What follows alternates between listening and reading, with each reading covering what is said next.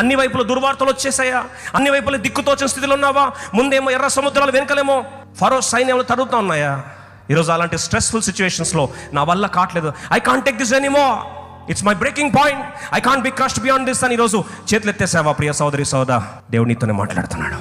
ఎంతగా నువ్వు అభిషేకించబడితే, నీ కళ్ళు తెరవబడితే నువ్వు 3 చూస్తావు. నువ్వు నిజంగా అభిషేకించబడితే నీ జీవితంలో ఎవరు వస్తారండి? గొల్లియాతులు వస్తారు. మరి గొల్లియాతులు పుట్టింది ఎవడు కొడుకు? దావీదు కొరకు కదా. ఎర్ర సముద్రాలు వచ్చిందే ఇశ్రాయేల్ ప్రజల దేవుడు ఎర్ర సముద్రాలు కూడా పాయలు చేస్తాడని రుజువు చేయడానికే కదా. మొదటిగా నీ జీవితంలో పెద్ద పెద్ద గొల్లియాతులు వస్తున్నాయంటే నీ అభిషేకం చాలా పెద్దది. అభిషేకించబడితే గొల్లియాతులు ఖచ్చితంగా వస్తాయి. నిజంగా నువ్వు అభిషేకించబడితే రెండవది, there will be opposition. If you are truly anointed, your anointing attracts Goliaths. Number 2, your anointing attracts opposition. మూడో మాట, నీ అభిషేకము మూడోది క్రషింగ్, దంచబడే అనుభవం ఉండి ఏం చేస్తా? తీసుకెళ్తా.